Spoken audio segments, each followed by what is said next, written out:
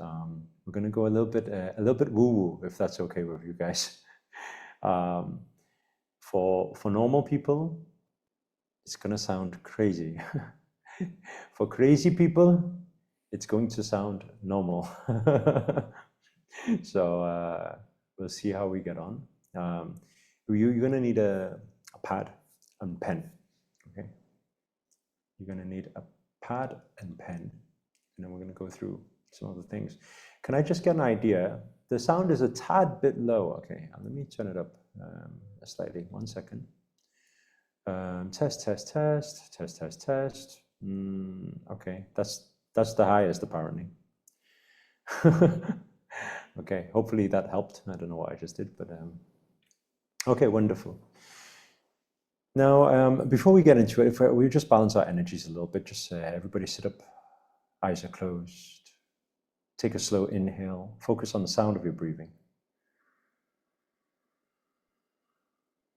And a gentle, relaxing exhale. And again, slow inhale. And a gentle, relaxing exhale. Relax your mind. Relax your body. Relax all of your energies. And once you're completely relaxed here now, allow yourself to gently come back and open your eyes. Wonderful, thank you. So everybody just take some notes. We're going to start from the first part. I touched on this at 5-day manifestation challenge. And these are the words that I was given by my spiritual master on my first day on my spiritual awakening journey in the Himalayas. And he said, from today, you are no longer manifesting for yourself. You are manifesting on behalf of the universe. So I want you to first write that down, and we can start the opening up these inquiries, seeking from there.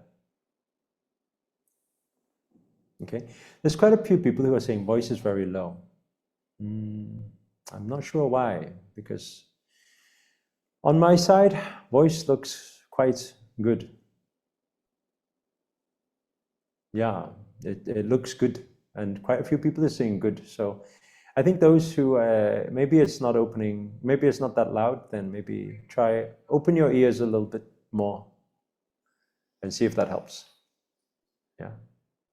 Thank you. Okay. So what my master said back then on the first day, he said, you are no longer manifesting for yourself. You are now manifesting on behalf of the universe. When he first said that, actually, it didn't mean anything to me. In fact, I didn't even know he said it. I wrote it down in my book, but I didn't even know he said it. It was actually a few months after the whole pilgrimage, the whole initiation, when I watched the full documentary, and I heard him say that to me, and I was like, wow, I can't even remember he said those words. And it was much more meaningful when I realized what it meant afterwards. So what does it mean to manifest on behalf of the universe? First of all, we need to understand that if everybody just draw it like this, draw a circle, inside a circle, inside a circle, inside a circle, inside a circle, inside a circle, inside a circle. So you use many, many circles in a circle, okay? And if you draw that, then what does that represent? That represents dimensions in dimensions, okay? If you just write that down for now. Dimensions in dimensions. So there are many, many dimensions. It's like a dimension in another dimension, in another dimension, in another dimension, in another dimension. Okay. We are in one dimension right now. Outside of us, there's an outer dimension. Outside of that, there's another dimension. Outside of that, there's another dimension. And then within us, our body, there are dimensions too. Okay. Now, some people will question to say, what is this? You know, what is he talking about? It sounds so crazy. And actually, through a lot of practices, spiritual practices, or we say yogic practices, because that's the lineage of what I'm trained under, is learning from yoga practices. We are able, through certain breathwork practices, Kundalini practices, yoga practices, breathwork practices, visualization or meditation practices, to access different dimensions. I'm just going to say these things for now, and I know for a lot of people it's going to sound a little bit out there, but just write it down, because it will piece together. I'm sure over the next hour it will piece together and make some sense to some of you. Okay. What is Kundalini? We'll talk about that in a little bit. Okay. Can I just ask, first of all, is there many of you who are part of our 108 circle here? Is there many people? If you are part of 108 circle, can you give me a 108 so I know? Okay, there's quite a lot of you. So everyone who's typing 108, they are every week, Monday, Wednesday, and Friday, they train spiritual practice with me. And through these different yoga practice, and meditation and breathwork practice, okay. Neelam's asking how to be part of the circle. Let's talk a little bit about it at the end for anybody who wants to join. Is that okay? Let's just go through today's content first. That's okay? Yes? Very good. Okay. So, is it part of the Manifestation Accelerator package? No. It's a separate. It's pure spirituality. Yeah, it's not. So we go deep, actually. Third eye practices, things like that, or protection shields, initiations. It's quite out there. So if you're just starting out, it may be a bit crazy, sound a bit crazy. Okay. Very good. It's not a boot camp. Sorry. Is boot camp cancelled? What boot camp? There's no boot camp. Okay, if we stay focused, let's come back. Okay. So, through different practices, we can actually access the different dimensions. Now, you probably have a question in terms of why would we want to access different dimensions, or what some people will call dimension traveling, or astral traveling, or lucid dreaming, and things like that. Has anybody heard of things like that before? So, I see Monica is very happy to hear this. I can see my crazy ones here. So we are able to, through certain practices, to access different dimensions. Now, one would question, why on earth would you want to access different dimensions? Okay, well, I'm going to give you an analogy. Okay, it's an analogy I made up. It's not exactly how it happens, but it is a very good interpretation and allow you to understand things a little bit better. Okay, so I said, we are in a dimension, this physical dimension you see right now when you look around, that's one dimension, okay? Now, when we sleep, we enter into a different dimension. Or I like to say we wake up in a different dimension. And you can just write it down for now. I know it'll sound a bit bizarre, but we wake up in a different dimension and we do whatever our day's life is in that other dimension, we do. After we've done that day's dimension, we probably sleep in that dimension, and then we wake up in this dimension. And so in some ways, right now, when we wake up in the different dimension, when we wake up in dream dimension, this that we are experiencing right now becomes the dream. I don't know if that is a bit trippy to understand, but I hope that makes a bit of sense. Okay? So in that same way, okay? Now, every dimension, everyone write this down, every dimension has its laws. Laws meaning rules. Every dimension has its laws. Now, I know when I say laws, people are like, oh my God, what's he talking about? Who governs the laws and stuff, right? Okay, is there such thing that we all know and we learned at school that there is something called the law of gravity, yes or no? Okay, let me ask you a question. In this dimension that we are living in now, the one you look around, is there a law of gravity, yes or no? Yes, there is, otherwise you would not be sat so comfortably right now if there was no law of gravity, okay? So it's perfect, that's a law, okay? Now, let me ask you a different question, okay? If you travel into a different dimension, let's say you go outer space, do we know for certain that the law of gravity works differently out there? Yes or no? Thank you. Aha. So, wow. So, Master, you're not talking about religion, you're talking about science. That's nice for you to have somewhat of that type of understanding of it, because that is how my spiritual teacher talks about spirituality. When I first asked him, I said, what is spirituality? He said, spirituality is a science. It's all mathematically calculated. It's all maths. It's all numbers, binary numbers, 108, 369. All of these divine numbers is what makes things happen. Okay, quantum physics, yes. Okay. Now, so we understand that every dimension has its laws. Okay, and every dimension's laws is different. Okay, and there is also another law, a rule, that is in between dimensions. When we travel from dimension to dimension, okay, what you are not supposed to take from one dimension to another dimension will not be taken from one dimension to another. I'm going to give you an example. One of them being memory.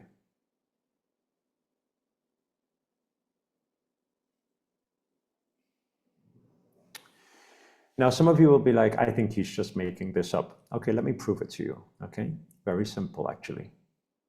But it's just usually we probably don't think about these things.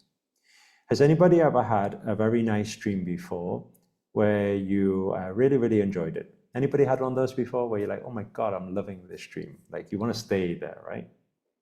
Okay, wonderful. Okay. Has anybody had it before where you enjoyed that dream so much when you wake up, maybe your partner next to you, you want to tell them about it? Has anybody had that before? It's very exciting. You loved it. You're very happy, right? Has anybody had it before where you turn around and you look at them and you say, hey, I had this dream. They say, what was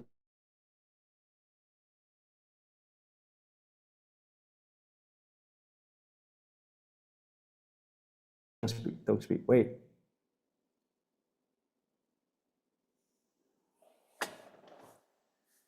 It's gone.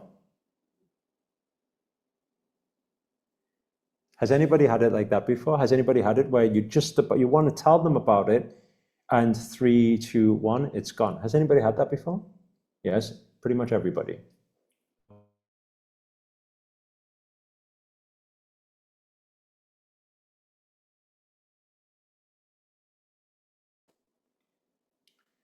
Now, why does that happen? What do you think? Why does it happen?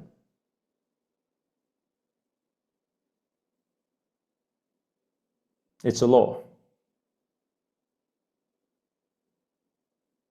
Somebody said memory. Maybe you think, oh, my memory's so bad. Okay. I'm going to prove to you that it's got nothing to do with your memory. It's got nothing to do with your memory. Why? At the 5-day manifestation challenge, okay, did I teach you how memory works? Yes or no? In the stem of our brain, right? Science, this is science. We have the amygdala and the hippocampus. Amygdala is in charge of emotions. Hippocampus is in charge of short and long-term memory. What do we remember? We remember everything that included and gave us a lot of emotions. Yes or no? Okay. You just really, really enjoyed that dream. You were full of emotions. Tell me, how is it possible for you to forget in 3, 2, 1? Why does it get erased? I'm going to tell you, you can write this down for now. It's not humanly possible. It's spiritually possible, but it's not humanly possible. I mean, I can easily prove that to you. If right now I told you to close your eyes and just visualize yourself, right? You've got a lottery ticket and you just won the lottery, you hit jackpot, and then you celebrate. You visualize yourself celebrating. Wow, you celebrate so much. Oh my God, it's the best day of your life. You can't believe it. Your dreams came true. Okay? Okay, now everybody has that visual, right? All I did was spend literally 5 seconds explaining that visual. Okay, I want you guys to do one thing for me. I'm going to give you guys 3 seconds, forget it completely. 3, 2, 1, forget it completely.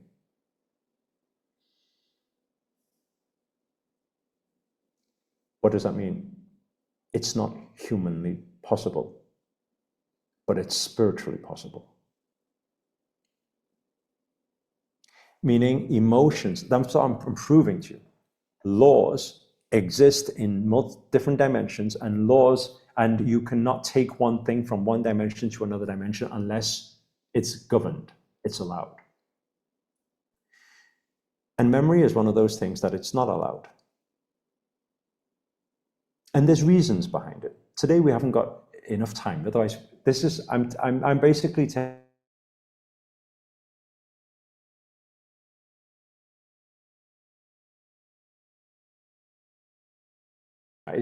in this moment here now. Okay, so we're taking a lot of information. It keeps freezing because whenever we talk about information like that, it always freezes. It's normal. It's normal. It really is. Anybody who's ever been part of our circles before, anytime we talk about this type of topic, it does the same thing. Every day we talk about normal, very normal things. Internet is perfect. It's part of it. So you guys will get what you are supposed to get and what you're allowed to get. Everything is like that in life, I'm telling you. Okay, next time it freezes, no need to tell me it freezes. I know it's freezing when it's supposed to be freezing. It's fine. Okay, you will hear the parts you're supposed to hear. Now, just be patient. Okay, now, okay, so what have we learned so far? Well, we've governed that there's dimensions inside dimensions inside dimensions, but I haven't proved that to you yet. I'm going to prove it in a moment with an analogy. And then also every dimension has different laws. We've proved it with law of gravity, and even going out to space dimension, law of gravity is different already. And we've also proved through dream that actually we are existing in a different dimension, except you can't take certain information from one dimension to another dimension unless you are permitted. That permission, I want everyone to write down, that permission can be, I'm going to say can be granted. I know it sounds very strange when I say that, because you can be, oh my God, which God, what religion are we talking about? How's it going to be granted, okay? But it can be granted based on whether you're qualified or not. Now you say, qualification, this is absurd, okay? If your vessel is supposed to, when you can train your vessel up to take things from one to another. Okay, now let's explain first of all, what do we mean by dimension inside dimension, and how things naturally manifest? Because the only reason we're onto this topic right now is not, right today, our purpose, my purpose for you is not to take you all onto spiritual seeker's journey, because we could not do that in 1 hour. It's just not possible, okay? I can expand your consciousness just a little bit, and that's about it. But my duty, what I've set myself for this particular call, is for you guys to understand how different dimensions or these certain trainings will affect your manifestations, because you went to the 5-day manifestation challenge. I want you to be able to link it. Okay, cool. Now, so we can go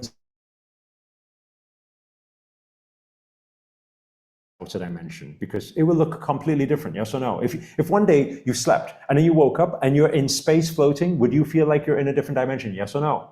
Absolutely. There would be no other way you would explain it to your friends than, I don't know, I think I just dimension traveled, right? That's exactly how you would say it. Now, okay, that's outer dimension. Now let's have an understanding of inner dimension, okay? And then you'll understand how things manifest. So, if one day, are there cells in our body, yes or no? Okay. Do cells have a life of their own, yes or no? Okay. Now, imagine one day you woke up being a cell in your body. Okay, let's just say you were a cell inside your liver. Okay, just that, just one cell inside your liver. You've got a life of your own, yes? Okay, if you woke up inside your liver, would you think you dimension traveled, yes or no? You would, because you will not see the chair, you will not see your room, you will not see any, you would, actually, you may even be a bit freaked out. That's quite funny, quite ironic, because you probably see everything's really dark and black, right? And then you probably freak out because you'll think you've gone to hell or something, right? And then you'll wake up saying you had a nightmare. right? Because you don't know what happened. Everything was pitch black. And then everyone was going to work every day, doing the same thing every single day, right? Do your cells go to work every day, yes or no? Every moment of every day, it needs to carry what it needs to carry, whether it be blood or whether it be what. It needs to do its thing, right? It needs to heal the body. Do our body naturally creates antibodies that heal the body and need to go to work to fix your body? Yes or no? We learn all this. It's science. Okay. Now, I want you guys to write down the next part. I think that will be a big aha for a lot of people. Okay.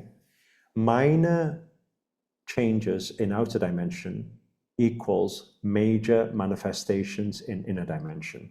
Okay. I'm going to say that again. Minor changes in outer dimension equals major changes in inner dimension, or major manifestations in inner dimension. Okay, you may not quite understand that right now. Let me explain.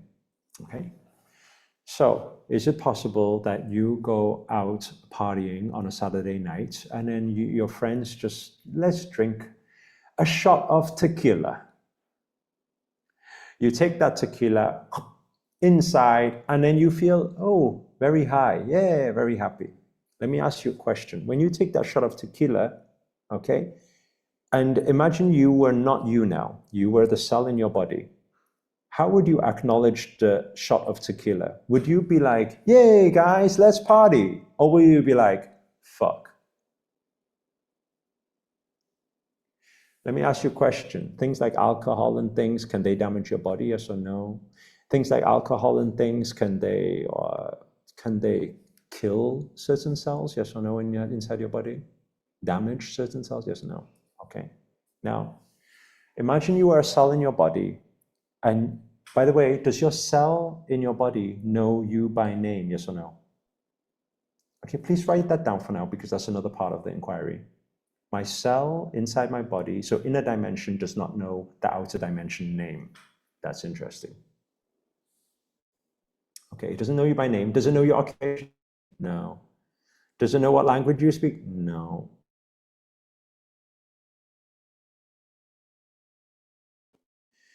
Doesn't know what you look like, doesn't know your name, doesn't know what language you speak, doesn't know you, okay? All it knows is it resides in this dimension where it needs to go to work every single day, more than 9 till 5. So it has a tougher life than you, okay? And when every Saturday happens, all it knows is there's this liquid thing, like water, like the ocean, like the sea or something, that flushes through the system and kills the village. Like it wipes the village out. Every Saturday. It doesn't know why. Basically, it just does its everyday thing. Suddenly, once in a while, boom, all its friends and family all dies next to them. They see that quite frequently, but they don't know it's Saturday, but they just see it quite frequently. Are you guys understanding what I'm saying? Some people are getting aha moments already, yes? Okay, now, obviously, if cell had brain and mind like yours, it would probably need to start giving these things name. Now, if I was the cell, I would probably be very intelligent to call it a tsunami.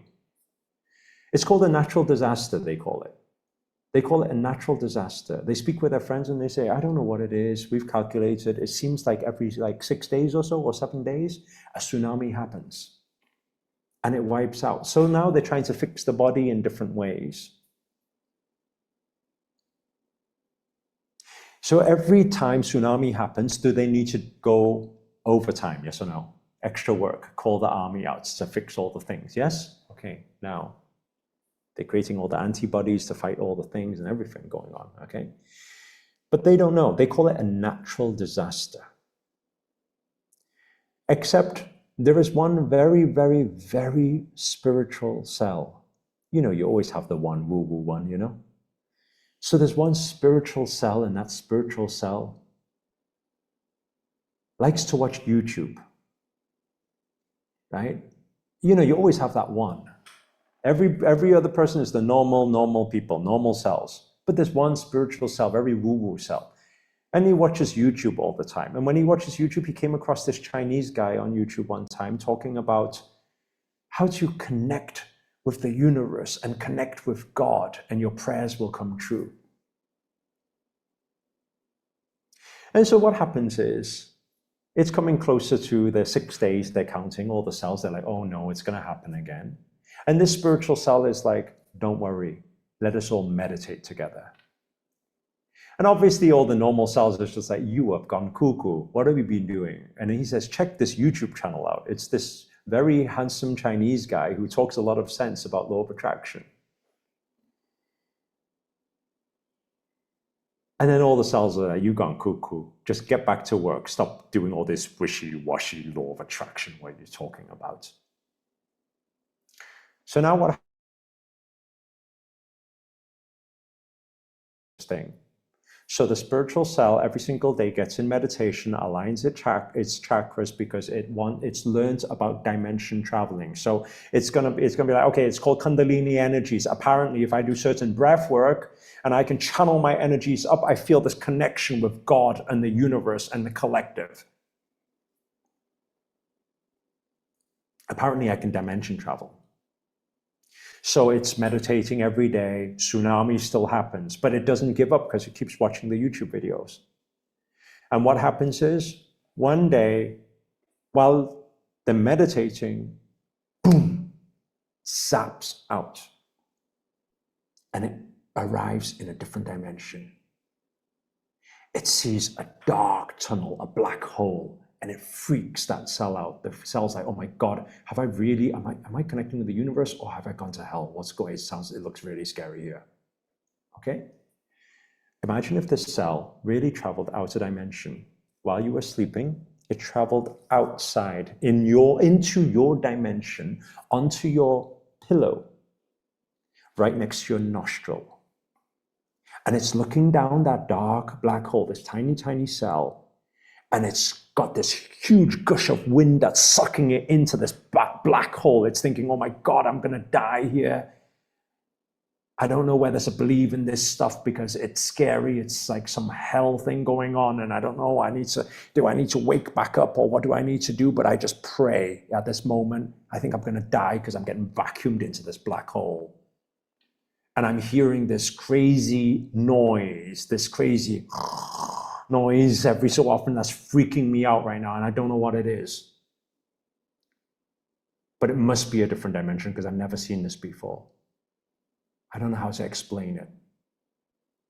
But all I can do at that moment, apparently I'm just supposed to vibrate and at a positive, and just believe, apparently. I'm just supposed to believe. And apparently I need to start chanting what I want. What I want is peace. What I want is, I want health. What I want is, I want nutrition. I want good.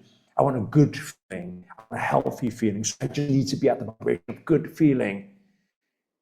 And so I'm just going to keep praying while this crazy, crazy nonsense is going on. Every time I'm outside dimension. And then it goes back into its liver. And it wakes up. It wakes up to tell the story to their friends every day and say that you should try it. This Kundalini energy thing, this astral travel, oh my God, it's crazy. It really is crazy. It's scary at first, I tell you. The first time I did it, the first night, man, I thought I was going to die. But I realized that, oh, I think I'm connecting with something.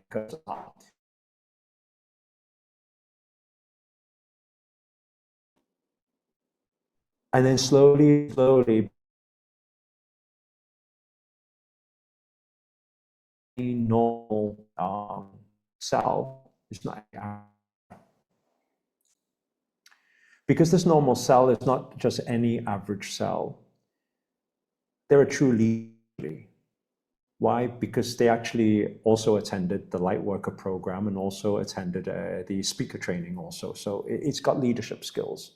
So actually, they finally managed to gather a few other cells to do these woo-woo crazy trainings together.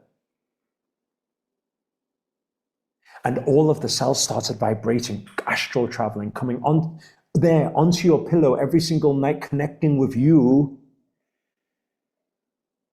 and just vibrating at peace and health and happiness. And one day, you wake up When you wake up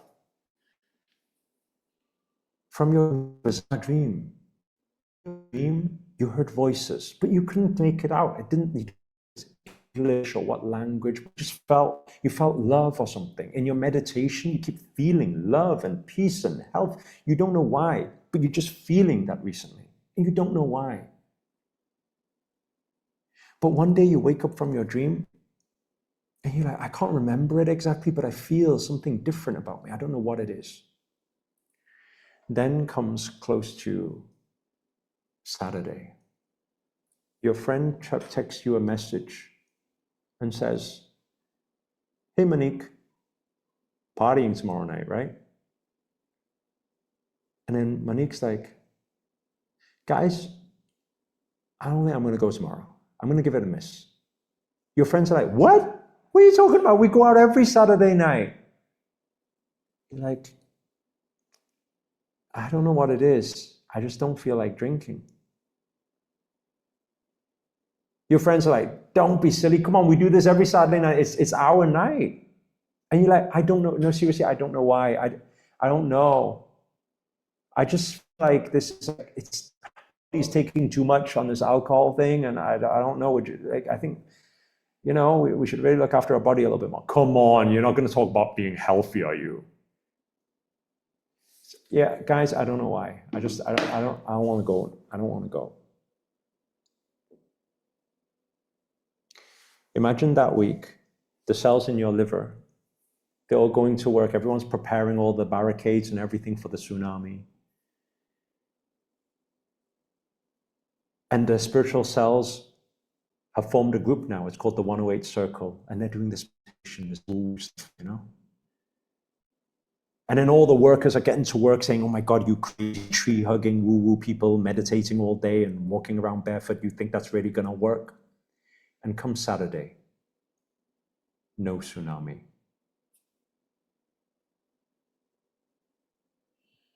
Everyone's like, and then the spiritual cells are like, oh my God. God has answered to our prayers. My God. I can't believe it. God is real. God has answered to our prayers finally.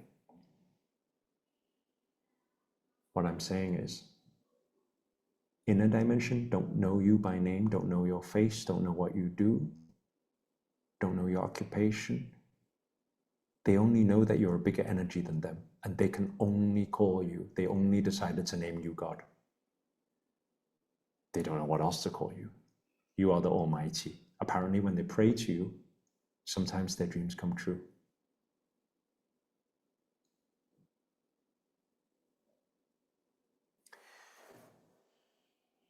Now, let's rewind. We're getting our ahas here. Let's rewind to a little bit of what we were talking about before. Okay?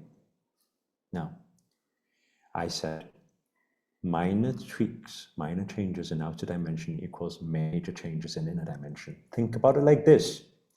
If you were working very hard every single day inside the liver, doing your everyday work, how long would it take to fix the liver, your job, complete the job? It would probably take you a whole lifetime to try and manifest that.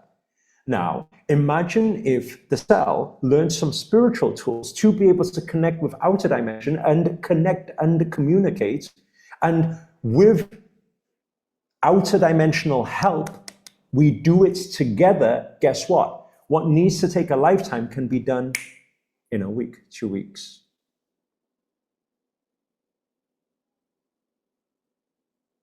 With less work, only with connectivity.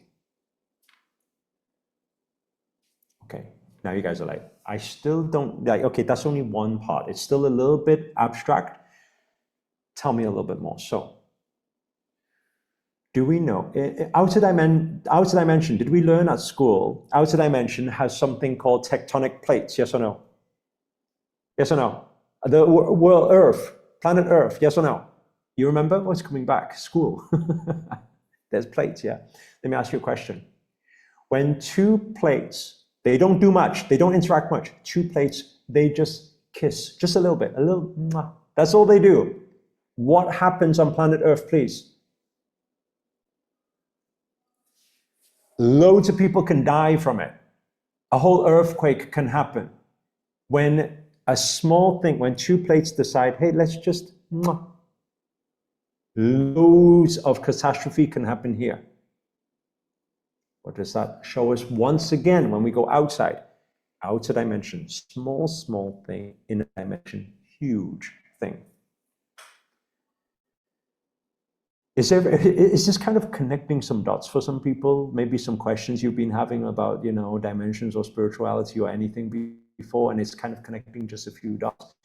This is only the beginning. It's only very foundational level, because I'm going to explain a little story of what happened when I was up in the Himalayas now. Okay, so when I first went on my spiritual awakening journey, and I had to spend a whole month out in the Himalayas with my spiritual teacher, one of the things that he was keep getting us to do was yoga, physical yoga practice. Okay, every day I would need to do physical yoga practice, and it was tough practice. Okay, I'd be totally honest with you, I didn't enjoy it at all. It was because I was not so flexible at the time.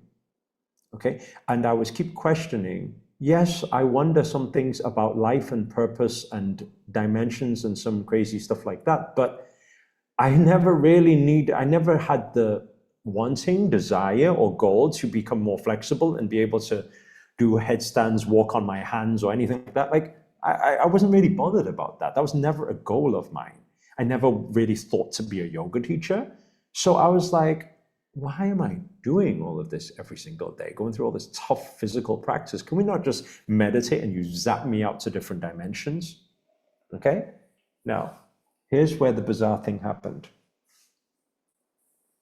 Okay, because these practices, what I realized was that the practices was, please write this down. Okay, number one was to activate my energy points. Energy points meaning chakras. Okay, some people know them as chakras. Chakras are not just 7 chakras. Many people just know the main 7. That runs down your main spine. Yes, they are the main valves, but you cannot do everything with just understanding the 7 chakras. Why? Because we have many minor chakras, all the way from our toes to our knees, up to our legs and our arms and our shoulders and our neck. Just like every part of our body basically has chakras. Okay, many of minor chakras. Okay, now, our first goal with our yoga practice, right, that's why people are like, in the 108 circle, can we just ask questions every Wednesday instead of doing the physical yoga practice? Because it looks very tiring, right? I'm like, well, you can, obviously, you can do whatever you want to do. You can go to which class and don't go to which class, whatever you want to do. But my advice is attend all classes, because you are opening your energy points. The first one is opening or activating your energy points. That's the first part. Okay? The second part is redirecting your energy. Okay? The first part is activating your energy points. The second part is redirecting your energy. Okay? The third part takes time. This one takes a lot more time, is amplifying your energy body, amplifying your energy, becoming bigger energy. In the physical practice, actually, that's our 3 main goals. I'm talking about our main goals. I'm not saying if you go to your local yoga class, they probably won't talk anything about this, because that's just not what yoga is these days. Yoga is some very Instagrammable thing these days instead. It's good for an Instagram photo, and that's what most people do yoga for these days. And I think that's why now you have very creative yoga. I seen some people go to a red wine yoga class recently, and I was, well, wow, that's just very creative. Like holding red wine while holding warrior pose and drinking red wine. I was like, wow, that is this world. People are very creative, I hear there's beer yoga, I hear there's goat yoga, I hear there's many different crazy yogas these days, but puppy yoga. So anyway, but I'm not talking about any of these hot yoga, cold yoga, any of these fun yoga things that people are buying into these days. I'm talking about the origin of yoga. The origin of yoga, what does yoga mean? Yoga means unity. Yog, Y-O-G, is unity. So unity, why does it mean unity? Actually, the mystical practice of yoga, that's what I went to practice for. I didn't want yoga just to be able to do yoga, no. I wanted to know what I can do with my energy body. When you activate, when you redirect, and when you amplify, you can take your energy, you activate your energy so it's moving now, it's not sleeping. Most people's energy is sleeping because they haven't activated certain parts. They don't activate on a daily basis, right? That's why even like things like Qigong, these things, they open up and activate energy points, right? Activating, you wake it up.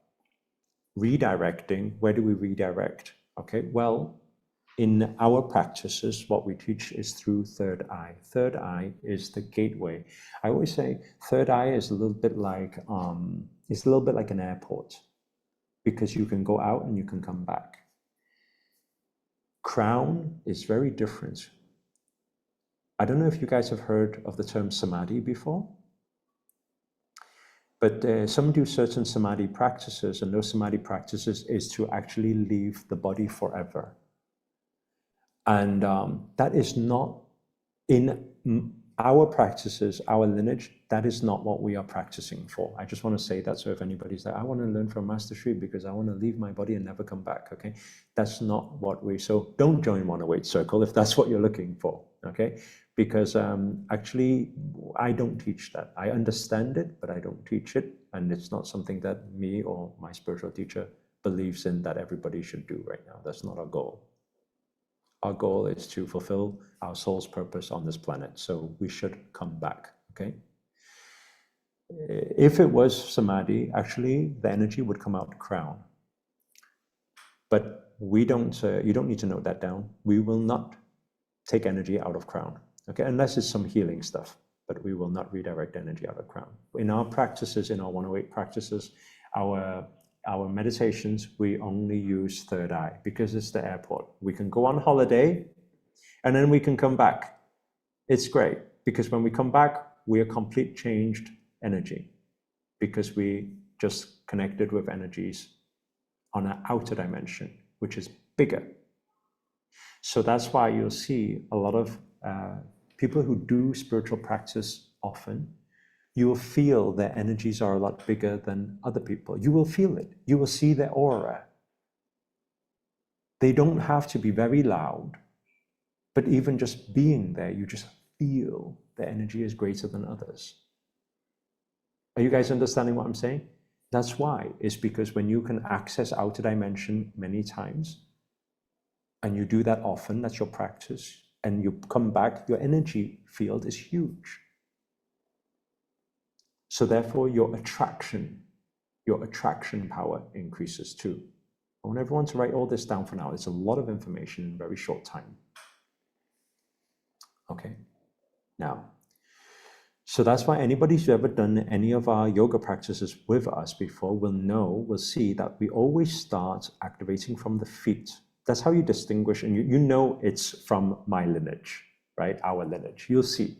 Because we always start from feet. If you just go into any yoga class, they'll just, okay, let's go, warrior, let's go, hold this, okay, tree pose, just random movements basically.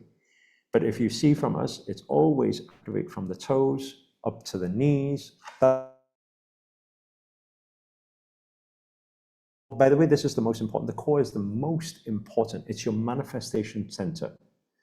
Your root chakra, your sacral chakra, your solar plexus, the three lower chakras makes up your energy center. Your biggest manifestation powers are in your energy center. And the majority of people have stuck energies at energy center. Majority. It's normal. Don't think, oh, I've got blocked energies. What can I do that's really bad? It's not bad. It's very normal. It's very common. It's like 80-90% of people have stuck energy. It's normal. Okay. What if you have a regular yoga class? Can you work around it? What do you mean? Right. It depends on the instructor's goal, right?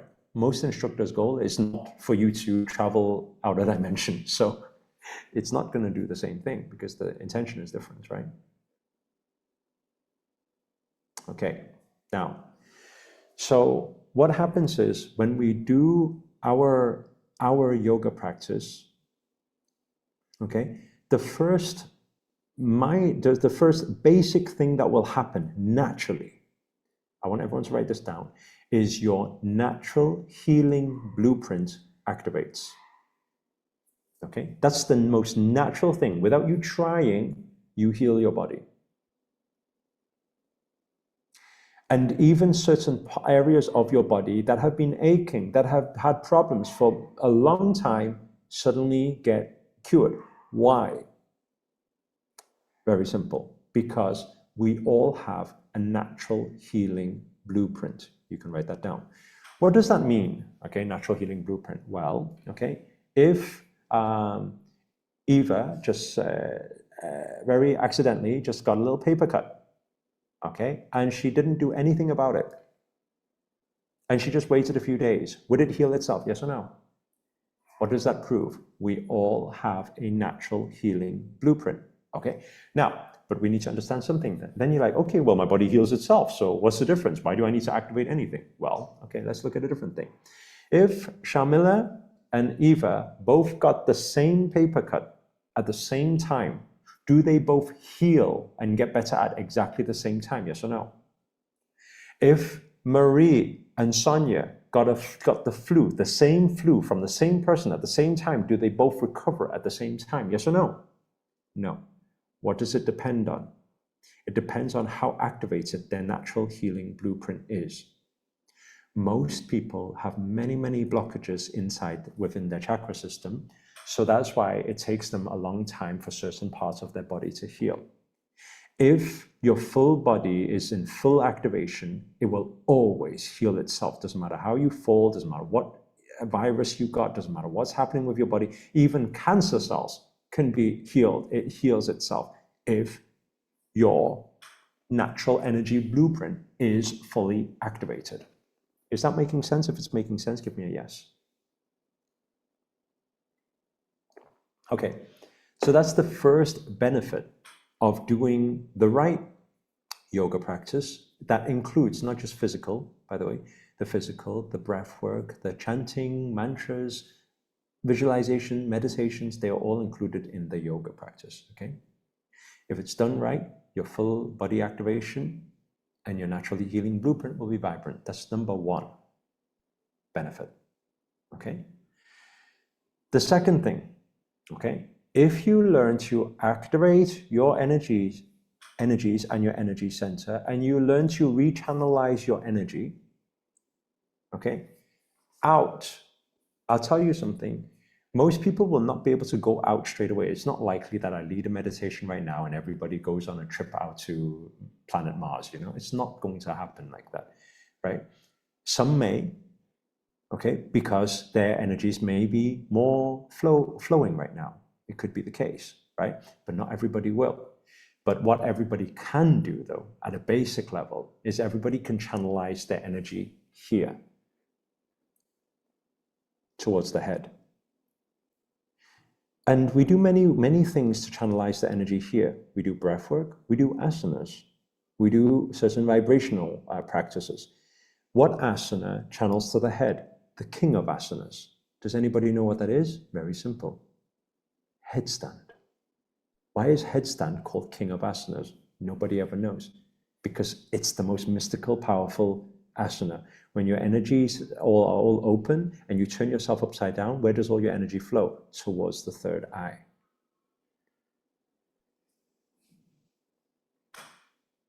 And now I know some people will say, but I can't do headstand. It doesn't matter. Just flip yourself upside down. Even in downward dog, your energies are moving towards your head. Even if you go against the wall, your energies are still going against your head.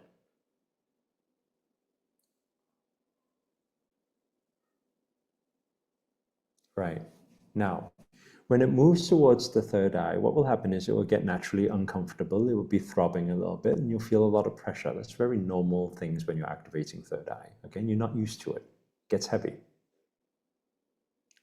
Now, when your energies are here, like if I got you to close your eyes right now and I said, can you visualize your dream home?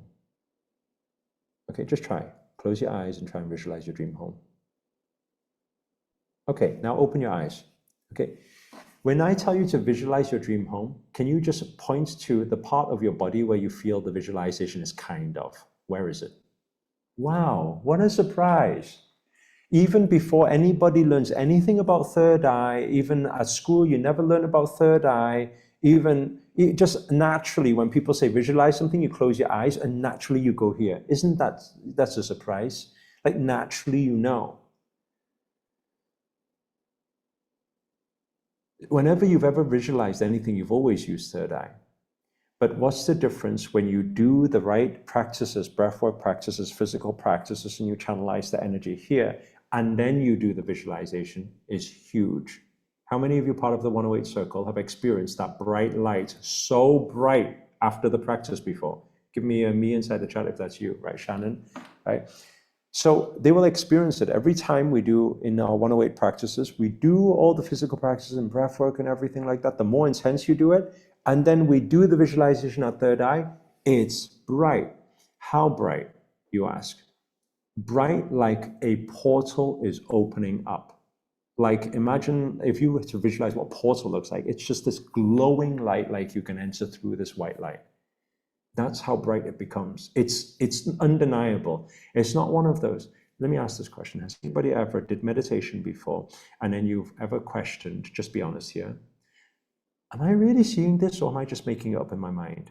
How many of you ever asked that question before? If you have, give me a me inside the chat. Okay. Okay. So if you've ever asked that question before, it's highly likely that you're doing a bit of both.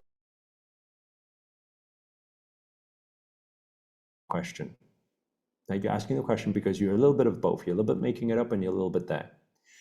When you open up third eye through these practices, it's undeniable. You will not ask that question. Why? Because it shines like, imagine your eyes closed and someone shining at your face. It's like that. You will not be like, am I making this up? No, because it's like, whoa. Do you understand what I'm saying? So it's undeniable. Okay. That is the basic, like I think like anybody who practices with us within 1 month to 2 months will already be able to experience something like that. But that is still not dimension traveling. That is just being able to open up the portal, open up the third eye basically. But that's not traveling yet. So the magic, it's powerful because if you visualize that, you are receiving so much outer dimensional energies, so your vibrations become much more vibrant. Therefore, everything you want to attract, when you visualize, it attracts much faster, it manifests very fast, okay? But it's not at the lightning speed or the mystical speed that it can be at. Now, here's the final bizarre piece of the puzzle I kind of want to explain to you guys. So, when I was up in the Himalayas and I was doing these practices, it was the third day. On that third day, that's exactly what I experienced. I closed my eyes. He told me to move my eyes in a certain way, in circular motion, and he told me to tap here and do these practices basically.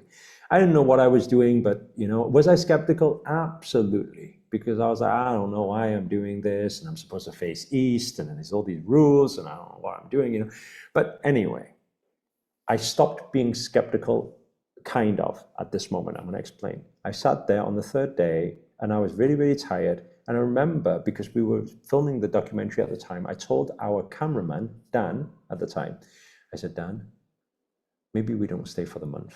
Let's just go back early, because this is really tiring. And I don't know I don't even know why I'm here. And it's quite funny because I said that on the morning of the third day. And on the third day, when I went into the practice place, he lit a few candles, lights, lamps at certain directions, and there's a certain number, and he told me to sit facing a certain direction and doing the usual thing, and very tough practice. Then finishing with a headstand, and then sitting there with a certain mudra and say a certain mantra, and then suddenly he says, "Can you see the light?" And I'm going to be totally honest with you, okay? The prior 3 days, I was one of those who used to always fall asleep during meditation, okay? I put my hand to it, right? Every time I was supposed to be meditating, and I felt so bad because Grandmaster would sit there, he'll say, "Okay, just stay there, meditate." And then I'll feel my head fishing, you know? It's like, and then every time I'm fishing, I'm just like, I hope he didn't see that, you know, because you'll think, what a bad student, maybe. And I would always feel very guilty because I think maybe he'll feel like he chose the wrong person. Anyway, so on the third day, I was like, I only had one goal for myself: don't fall asleep, don't fall asleep, don't fall asleep, stay awake, stay awake, stay awake, right? And he said, "Do you see a light?" And I was like, oh my God, here we go. No, I don't see a light. So I was like, I was just about to say no. And then he said, "Do you see it now?" Then suddenly, like I explained, all I can explain is like a fast-paced tunnel, kind of like that. Like really, really fast-paced, really, really bright. And I'm going like a million miles per hour through this tunnel.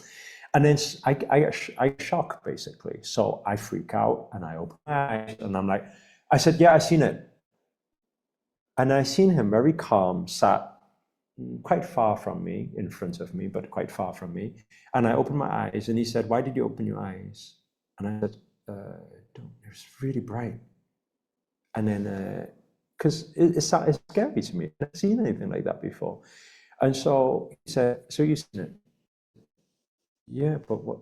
I tell you, I'll be honest with you, I was very skeptical, very, very skeptical. I was looking at where's the window position? Did the sun just flash out? Then I was thinking, no, the window's to my side, so it can't be that. Then I was like, he's hiding a torch behind him or something, flashing something, come on. So I was looking and I was like, no, he's sat by himself. So I'm like, what on earth was that?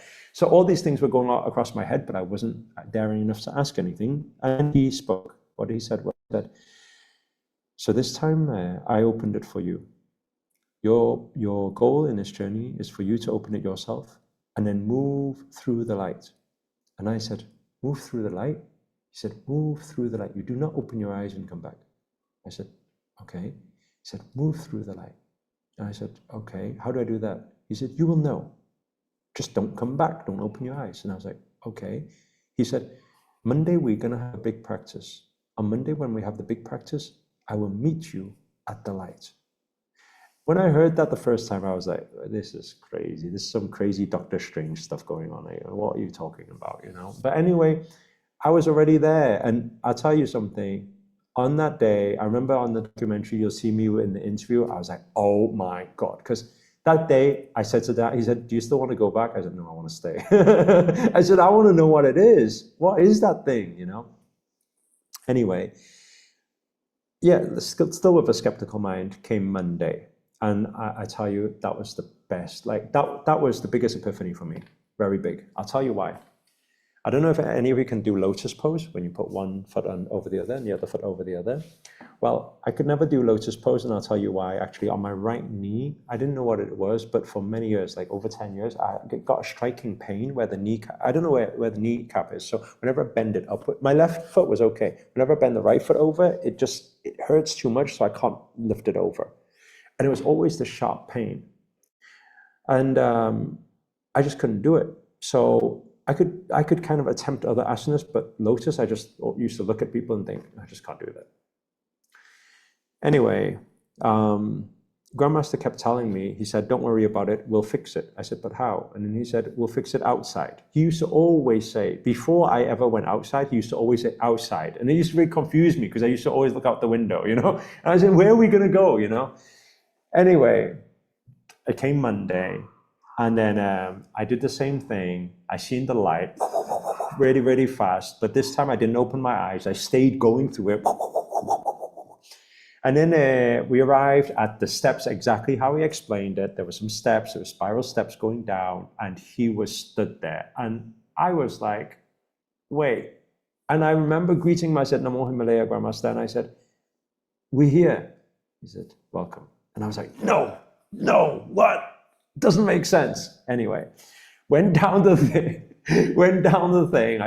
He said, follow me. So I followed him down. It went on for a long time, actually. And it kept going down. I was like, where are we going? But I didn't ask, right? We just going down. And suddenly I arrive, and there's this place with a river. And then I'm like, whoa, this is really strange. So it's beautiful. It's like a fantasy land, right? So I go down the side of that river, and then we go for training next to a rock. I remember there was always this rock there that he would always put me on there and do the training in the middle of the river. And then he did all this training. So we did all the asanas exactly the same as what we did in physical dimension, right? But I'll tell you something. Somewhere down the line, I forgot I was meditating. Now, to explain that to you very simply it's very simple for you to understand, actually. It's just like when you're dreaming. Like, you don't know you're dreaming. Do you understand what I'm saying? You get so, like, you may have a glimpse that, oh, I think I'm going to fall asleep, and then suddenly you're in it. And then you're so encapsulated in that reality that you don't even remember that you're in dream anymore. Do you understand what I'm saying? It's the same thing, basically. And basically what happened is days and nights passed by, many days, much tough training, a lot of tough training, non-stop. It was tough, like really tiring, right? And so we're training, every day, training, night and day, training in this, wow, wonderful space, okay?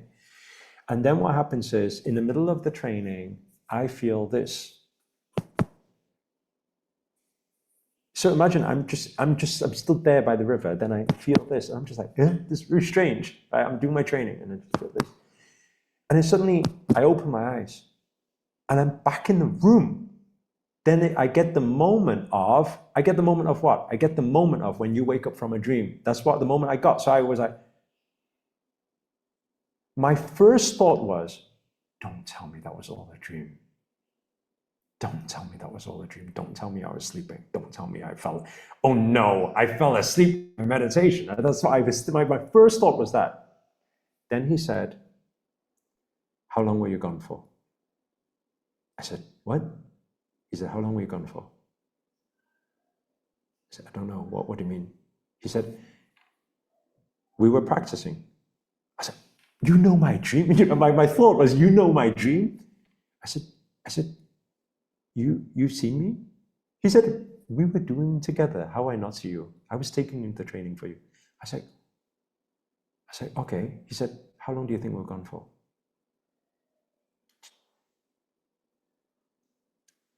2 weeks. He said, go get your phone. I went to get my phone. What was it? Monday still. And he said, do you know what time we started today's session? I recalled. 15 minutes ago. He said, 15 minutes ago. I said, what do you mean? This is when he told me, he said, he didn't say the exact words that I gave you before. That was my interpretation of it. But what he said was, he said, what we do outside is big. He said, when you come back inside, you will see big changes. And I said, okay. He said, look, we've been practicing. Lift your left foot up. I lift my left foot up. He said, lift your right foot over. I lift my right foot over. I was holding lotus pose. He said, how long did that take? He said, it took 15 minutes. I said, no way. I said, but what happened to the pain? He said, through so much training. He said, in that powerful river that you were training, you thought that was nothing, that energy you could feel. I said, yes, I felt. He said, that's that. I tell you, as we went through the 30-day training, I got more and more excited. Why? Because I realized, and that's why has anybody here ever watched the documentary before? If you have, give me a 1 inside the chat. That's why those of you who've watched the documentary, you'll see actually majority of scenes. There's actually not that much to see, really. I mean, yeah, you can see different scenes and stuff, but most scenes, I've got my eyes closed. If you realize, wherever we go, I'm sat there, meditation. And I'm sat there for hours, actually. It's because and that's why a lot of people, they say, when I remember when I first came back from the mountains, and then I was teaching yoga and I was teaching all this meditation stuff and everything, a lot of new people who just got to know me then, they used to always ask, how long have you been training yoga for? They were expecting me to say like 10 years, 15 years, or this type of stuff. And like, I even felt bad saying, well, a month. And they said, well, how can your right leg fly here and your left leg fly there? And how can you twist and turn that way? I said, but it wasn't, because only I knew. And it was very hard to explain to people at the time, because it's like, how do I explain? Well, no, actually, I actually trained for a few years, but in outer dimension. So,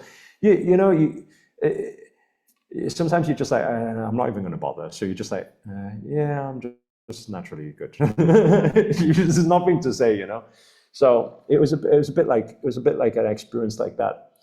But it was a strange thing, because at that time, from that day on, I tell you, he kept saying, go outside, because we went into past life, went into future life. I tell you, past life dimension was bizarre for me. I think we're going over time, but if it's okay, is it okay? Can I go a little bit more? It's because it's bizarre. It's really bizarre. Past life was bizarre for me. Why? Because I don't know if anybody here has asthma or any breathing problems or anything like that, or any hay fever or whatever. But basically, if you have any breathing problems, actually, it's not about that. If you have any problems at all, and it's not like my mom and dad they don't have asthma. Right? If it's not through genes, if it's not through your parents, how did you get it? Actually, most likely it's through past life. And I didn't have any idea about this before. I just know that in this lifetime, I have asthma, and that's all. I don't know why, but my mom and dad don't have it. And what was really, really strange was there was this one time I was in Bali, and I went diving, deep sea diving one time, and I love the idea of it. I'm not scared of water. I love the idea of water. I love the idea of swimming with fishes and all the rest of it. I loved it. In fact, the friend that I went with was really, really freaked out. And so anyway, we did the whole pool dive and did all the things, and everything was fine. I loved it. I was like, I can't wait to get in. And my friend was freaking out, right? When we went to the sea and we went down, I couldn't breathe, and I don't know why. I went up, I said, my tank's not working. And the instructor said, no, let me try my one. I went down, I couldn't breathe. And then he said, switch again. I went down, I couldn't breathe. I panicked and I couldn't breathe. They said, are you scared? I said, no, I was the most excited for this thing. And then meanwhile, my friend's swimming with the turtles, right? And I'm still like floating around, right? Anyway, I didn't manage to dive, and I never knew why. Right? And I didn't link it to anything in my life. I just thought, I don't know why. Maybe I'm just a bit anxious. I don't know, but I didn't feel any fear at all. Anyway, when we were in the Himalayas and when we did past life, when we traveled through past life dimension, I drowned. Like, I just arrived drowning. Like, I was just there, couldn't breathe, fighting for my life, and drowning and drowning and drowning and drowning and drowning and drowning and drowning. I couldn't breathe. And then I opened my eyes from the meditation, and and then Grandmaster said to me, he said, you need to fix that. And he said, do you have any breathing problems like in this lifetime? I said, I have asthma. He said, we need to fix that. And I said, how to fix? He said, we need to go back in that dimension. I said, what do you mean go back in? Let me tell you something. It's like, imagine you just had a nightmare, and I said, let's go back to the nightmare. It's the last thing you want to do in that moment, right? But he says, it's okay, because we need you. There's a reason why it's that way, and we need to fix it. So we went back in, and I'm drowning, can't breathe. Then I need to do the practices he said to calm, and then I'm swimming up to the surface. And then I'm breathing. And everything was okay. That's the past life. And then that was 2019. I've never had any asthma problems since, like 6 years now. It's gone. There's just no asthma. That's only one thing. I mean, there's many things, right? So past life was a crazy dimension. So basically, I'm going to explain this to you. We have parallel dimension, meaning other dimensions that you reside right now that do not look like human form or this physical world experience that you get right now. We have, okay, only reference humans, by the way, okay? Past dimension, meaning past life dimension, because actually past is in parallel dimension. It's here now. That's the only reason you can access it. If past dimension was really past, you could not access it because it's past. Past dimension is in parallel. That's where we can access it. Okay. And future dimension. Future dimension is only referred to from human beings because we say future, but future dimension is also here.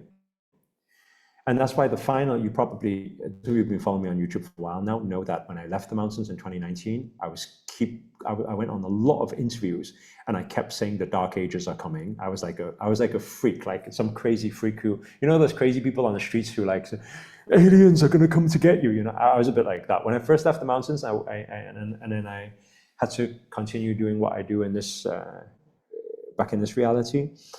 I was going around telling everybody dark ages are coming, everyone be careful, and like people are going to die and all this type of stuff and everything, and there's fire and there's people dying, and I just kept saying these things and people thought I was crazy. And there was a few things about, but I seen it all, but I didn't just say that, I told them how they need to prepare. And one of them was, I knew I needed to spread the message of health then. That's why I started teaching yoga straight when I left the Himalayas. That was in September 2019. Anyway, when September 2019, when I came from there, and then I did all the interviews, and then the first thing that happened was Australia forest fires. I don't know if you remember that time. By the way, every time dark ages happen, it goes in the same cycle. I'm going to explain it in a moment, okay? Australia forest fires happened, and then after forest fires happened, there was riots in Hong Kong at that time, very big riots, and then people were actually killing. And the first signs of COVID happened, and then people were just naturally dying and things like that, and getting this virus and stuff. And then from there, Black Lives Matter, all that whole people going all crazy about that, and all rioting and all that type of stuff started happening. And then after that, then basically one after another, all these things happened. Actually, I remember I missed that one. The earthquake in the Philippines happened straight after the forest fire. But I want to explain this. Actually, we don't know about these cycles. Well, we didn't get taught in school about it, but every time there's these dark ages, these cycles, they start with fire. I don't know if you guys know when I point at this, because these are mudras. We have 5 elements: fire, Agni, Vayu, air, wind, space, ether, space, Akash, this one, Prithvi, this is earth, and this Jal, water. We have water as well. We have these 5 elements. And these things happen in this sequence. If you look, actually, every 12 to 15 years, when you get another big cycle happens, every time disasters happen, that's the order it comes in. It always starts with fire. Always starts with fire. And then it comes through to where you have fire and wind that makes fire happen, fire disasters. Then you always have earthquake. Earthquakes always come, yeah.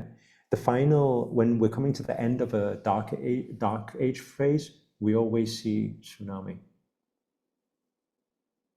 One of the last disasters. Always, if you look back in history, you'll always see that cycle of dark ages. It always goes in that sequence, yeah. That's why this time when the Californian fires happened, it's starting again. And then there's more war breaking out as well after that as well. But it's starting again. That's why right now, actually, we know that we're at the beginning of a big problem, actually. And I'm saying this not to scare you guys. I hope nobody gets scared from it, but we're at the beginning of a big thing right now, actually. Spiritually, Dark Ages. Our goal as conscious spiritual beings on this planet is to try to help as many people as possible through this time. That's our purpose. And that's also the purpose of why I went to the journey in 2019. That's also, whether you like to admit it or receive it or not, that's also why you guys are listening to this right now. Like, I'm telling you, you can say, oh, it's accident. No, it's because I signed up for this thing. No, actually, you remember the 5-day manifestation challenge? There was 20,000 registrants, 20,000.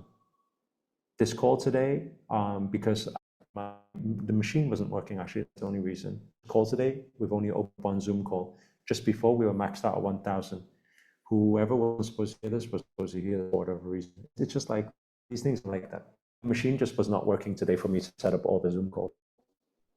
There's no, you cannot make this stuff up, because it just, you're meant to hear this. So whether you acknowledge it consciously or you just think, I think this is some woo-woo craziness nonsense that he's talking about, then it's up to you. It doesn't affect me anyway, but you're supposed to hear your purpose, and most importantly, you're supposed to do something about it. Like and the doing something about it, actually, it starts with you. It starts with equipping yourself. Like you should not be just going onto the war field and trying to save lives right now. No, you should be equipping yourself to become very, very strong, and then going. Like that's what the message is for all of you today. That's the reason. And another thing as well, I want to let everybody know this, is that when we start serving something that's greater than us, I want to just write this down: service beyond oneself. We call SEVA, S-E-V-A, SEVA. Service, when we do service beyond oneself, our spiritual practice,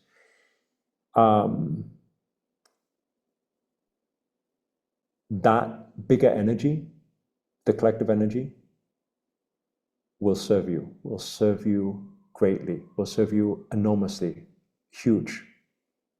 What I'm saying is, your life becomes very different because you are not the average human being that is just, you're working hard for a car or a house or another handbag or whatever you're working for. You're working for something greater. And when you're giving your energies to something that's greater, the greater energy gives all the energy to you.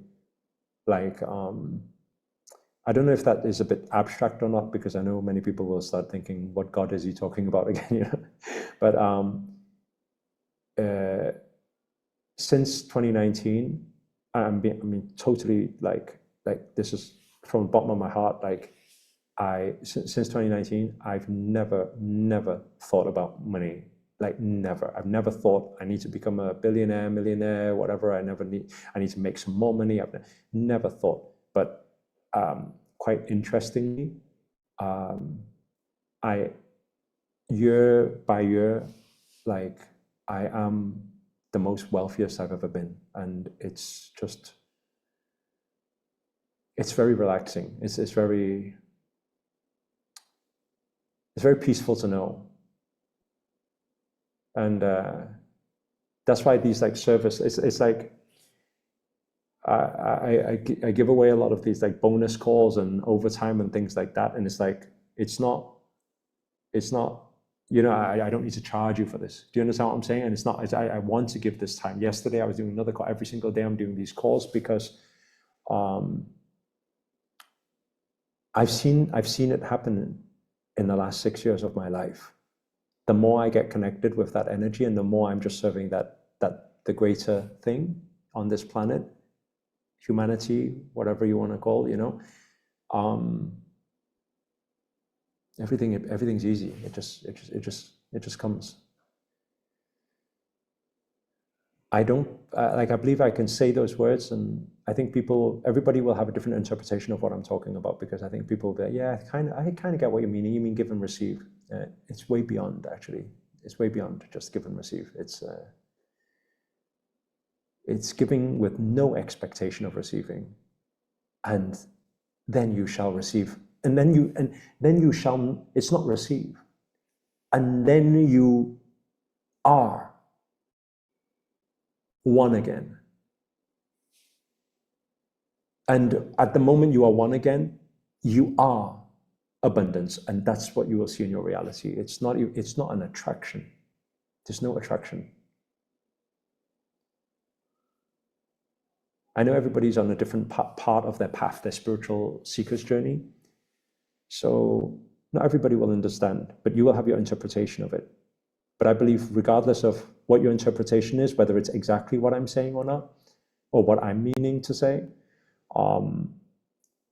at least there's a small pebble that's been thrown out there right now. And over some years, over some years, you will come to that connection, and this has just played a small part of it. This conversation today, and if it does that only, then my duty is done for today. I did my role. Yeah. So I know today was a very different topic, a bit bizarre and a bit out there. I hope you guys enjoyed it. I hope you guys learned something. Yeah. It's just the biggest. Spiritual awakening journey is the biggest thing. It trumps any law of attraction. Is one small law of the whole law of the universe. So it only accounts for one very small part. For human beings, it's very important just to think positive. But there's way more beyond it, and it's infinite. The knowledge is infinite, and the more you go, the more. I'm a very logical-minded person, by the way. I didn't grow up very spiritual background, and so if I don't see proof in my physical results, I would not continue the journey. Do you understand what I'm saying? I don't hug trees just for the sake of hugging trees. But when I see the effect it has on reality, then I'm like, whoa, that is crazy. It's linked, And yeah, and so that's why every day, without fail, I do my yoga practice, I do my meditation practice, I do my breathwork practices, and I get myself connected in that way. Yeah. Yeah, other than that, I know some of you have gone on to have joined the 108 Circle recently. If you have, then I'll see you guys on Friday. We have our next practice session. Every Monday, Wednesday, and Friday, we have our practice session. I don't know if there's anybody who's here who isn't part of the 108 Circle who would like to join. Is there anybody like that? If there is, give me a 8888, abundant number 8888. 8888 inside the chat. Wow, there's quite a lot of you who are not part of it. I'm going to, because I don't know if you guys have been on the, okay, that's enough, there's a lot. I get it. There's a lot of you, okay. I want to extend something for you guys, because we're still inside the 888 portal. I want to extend an opportunity for you guys, if you guys are interested in learning spiritual stuff and you want to go down that journey. If you guys have been, if you guys search the 108 Circle or been on the Ironverse, the Academy by Ironverse website, you'll see now the 108 Circle is 1,008 UK pounds per year, which actually is a very, very good deal, right? You guys write that down for now. 1,008 UK pounds per year. It's like a subscription, right? It's like a membership, right? So you just write that down for now. 1,008 pounds per year, and that's roughly around $1,200, I think. Yeah, if you're from US, okay, around $1,200 or so. It's actually a very, very good deal if you actually calculate it, because if you guys have a look, if you guys take a yoga lesson, for example, we do it's three yoga sessions with me, yoga, meditation, spiritual practice lessons per week. It's live, so we do the training together. But if you calculate it like that, then 52 times by 3 equals, that's 156 lessons, classes per year with me.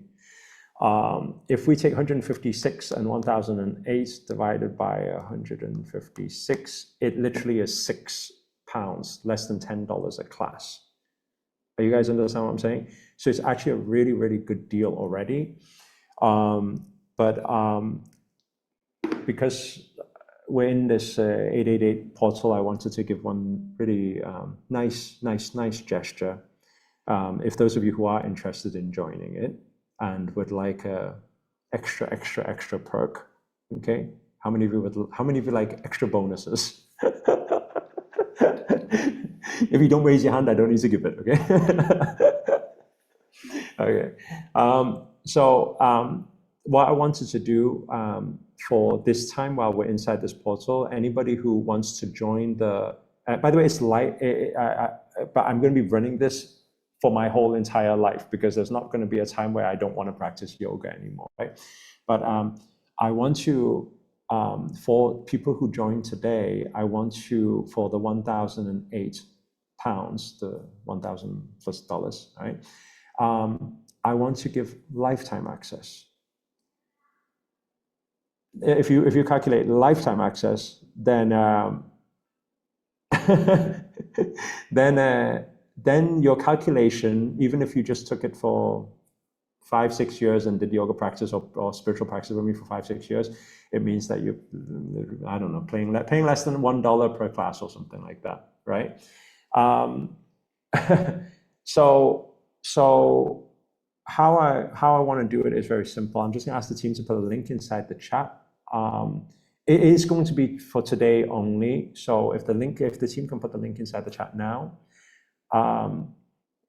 Okay, team, you're going to have to stop the chat if you put the link inside the chat. Otherwise, people are going to get very confused with all the questions, okay? If we put the link inside the chat one more time, thank you. If you see that link, you'll be able to see you can sign up on this link. Okay, very good. And I wanna, while you guys are signing up, let me just explain. Basically, in the 108 circle, I teach everything I've ever learned in my spiritual journey. Every practice, asana, mudra, mantra, meditation, initiation. Actually, there's initiations. By the way, if this sounds a bit weird to you or sounds like, oh my God, I think this sounds like a cult, right? Initiation, what's he talking about? Then maybe don't join, because we will do initiations. And what is initiations? Initiations is, you can see it a little bit like the authorization that I was talking about before, for certain spirits, souls, to get to, like remembering or taking things from one dimension to another dimension and things like that. It needs, you can see initiation like an introduction. It's almost like, imagine if the president, okay, let's not think Donald Trump, but let's say there was a president of the universe, right? Well, let's say there's a president of the universe, and the president of the universe makes all the laws of the universe. Well, basically, in our lineage, it goes from master to disciple, master to disciple, master to disciple, the authorization. So actually, my master also has his masters. And when we ask for permission for certain initiations, we do it through the whole lineage.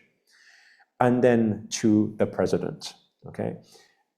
Like a little bit like that. That's an analogy, okay? There is no president that sits at the top, okay? So otherwise you're gonna think it's the Illuminati now, right? But it's energies, it's a sequence of energies. And so there's initiations. We are going to be doing an initiation actually the end of this month. We will be doing an initiation. It's going to be online. There's a few things you will need to prepare for it, but we'll send out an email to share with you that. One of the initiations that everybody will be initiated with will be the Himalayan protection shield. And the reason why is because right now, you probably know if you've been watching any of my videos, August and September is very fast-paced energy time. Fast means good for manifestation, but also very chaotic it can get, and if we don't protect our energies right. So there is a once a month protection shield that all our students and disciples do all around the world. It protects our energies. So you'll be initiated with that. You'll also be initiated with a few other kriyas as well, practices there, rituals. And those rituals will help you connect more deeper with the universe. So there'll be 3 initiations at the end of this month, basically. Yeah, so sometimes when it's required, we do initiations. Other than that, I just teach everything that I know. And we have no other spiritual courses or classes or anything. And I want everybody to also know as well, actually, my spiritual teachings, this is in law of attraction manifestation coaching. I'm telling you right now, any other class, if I'm teaching you how to do YouTube and stuff, I can profit from. 108 Circle, I can't take a penny from, I can't take a cent from. All of the money that's why we call it a contribution. Everybody who contributes the £1,008 to join the 108 Circle, all the money goes towards, we call our mandala vision. If anybody has been to Grandmaster's classes will probably know. Right now in India, we have bought quite a lot of pieces of land with all these contributions. You can think of it a bit like church. When people take donations to build a church, it's a little bit like that. But basically right now in the Himalayas, not on the foothills, I don't know if anybody's been to India or Himalayas before, but there's a place called Rishikesh that is known for, it's like the yoga central of the world now, okay? But Rishikesh is actually, the energy in Rishikesh is not as powerful as it used to be anymore, because now it's become very commercial. Everyone does the yoga teacher training there, and everybody goes there. In fact, actually, if you go to Rishikesh, a lot of people are even smoking cannabis and stuff like that. It's just become very different to how it was before. But so the land we bought and we got permission for isn't in Rishikesh, because Rishikesh is the foothills. Ours is actually in the Himalayas. So there's no disturbance of energy. It's beautiful. I'm telling you, it's beautiful. I'll show you some videos in a couple of weeks for it, but it's beautiful. You're in nature. There's no disturbance whatsoever. It's just you and nature. And basically that ashram that we're building there is going to be a healing center, a training center for all our 108 Circle members in future to go there whenever they want to do their training, to do their spiritual practices. So it's kind of like a training center for us, basically. So all the contributions that are paid to join 108 Circle is used for all the healings. We're actually building quite a few training centers and ashrams right now, healing centers there. So it's going to build all of those. Aside from that as well, some of you may know that we are very heavily invested in technology right now. That's kind of a different realm, right? A different reality. But in technology, we are also building the metaverse and we're building the Himalayas inside the metaverse right now. Hyper realistic. I'm saying like grass moves and things. It's really, really, really realistic. But we're doing a one-to-one reality where not only you can fly out to India and do the training in the ashrams in future if you want, but very soon you'll be able to put the new technology on to actually from the comfort of your home go to the ashram in the Himalayas from your home. And we'll be able to train there. Meaning when we're doing yoga training, I'll be able to even move your hand and say it's not aligned and things. It's very, very, very crazy. If you haven't tried the latest technology, you probably won't know what I'm talking about, because you'll probably be like, I don't play games. It's very real, right? So part of the contributions we have used to build for people to make that reality as well, so that we have that yoga training center as well. Okay. So basically, that's how that works. And those of you who, like I said, if you like to join today, just today, okay? So please, if you do want to make most, I mean, it's a big deal. There's the difference between paying your annual membership or paying once and that's it for the rest of your life, so it's huge. And so if you'd like to join, just join in the link. And other than that, I think I'm done for today. I think we talked a lot about things today. Obviously, there's a lot more that we go through. Remember, those of you who have joined the link today, the classes happen every Monday, Wednesday, and Friday. And you will be part of the Telegram group, so you'll get all the notifications. If there's any energy, astrology shifts, I'll tell you about that as well. Just please do note down that Monday is Zen Yoga. We call it Zen Yoga. Wednesday is Awakening Yoga, and Friday is Power Yoga, okay? Now, Zen Yoga is going to be the most relaxing practice you will do. Awakening Yoga, usually on the Wednesdays, we do, it's called, please, in our circle, it's called Nigam Agam. If you can write that down, it's called Nigam Agam, okay? Nigam Agam. What is Nigam Agam? Nigam Agam is usually the dialogue between a master and disciple. In our lineage, that's how we call it. So we don't call it Q&A, it's called Nigam Agam. So usually we do the Nigam Agam sessions on the Wednesday. So those things we do. Awakening Yoga, we do everything, all the crazy things we talked about before. So sometimes we do some sleep dimension traveling, astral traveling stuff. Sometimes we do different manifestation stuff and rituals and stuff. So we do all different types of breath work, mantras. Yeah, so we learn things and we ask questions on Wednesday. And then Friday is Power Yoga. Friday by far is the toughest, but I encourage everybody to still attend Friday class because only doing the uncomfortable is what allows you to grow. That's just life, When we do what we cannot do, that's when we grow. If you always practice what you can already do, there's no growth. Okay? Any other questions, you guys can feel free to reach out to the team. Other than that, like I said, that's the link. What time is it happen? It usually happens around this time, before this time. It usually happens about 5 p.m. Dubai time. Yeah.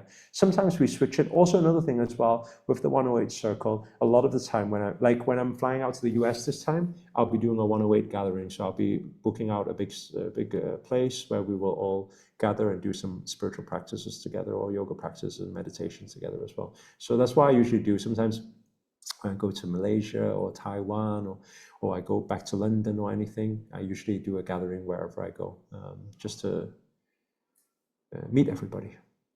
Okay.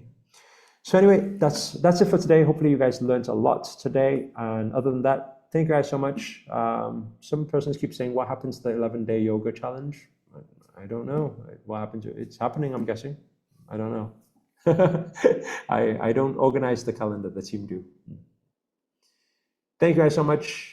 Buy the 108 Circle NFT to be part of it. I believe so. You asked the team to ask about what the NFTs do and everything. Yeah. Thank you guys so much. Thank you.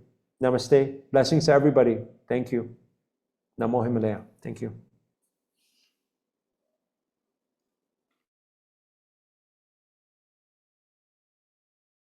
Raise a cup up for all my day ones. 2 middle fingers for the haters. Life's only getting greater. Straight up from nothing we go.